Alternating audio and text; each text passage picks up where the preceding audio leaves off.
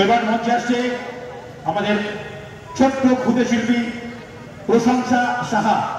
সে অসাধারণ আবৃত্তি করে, আজ সে সঙ্গীত পরিবেশন করবে খালি গলায়। প্রশংসা সাহা খুব ছোট্ট ক্ষুদে শিল্পী, সে আসছে সঙ্গীত পরিবেশন করতে।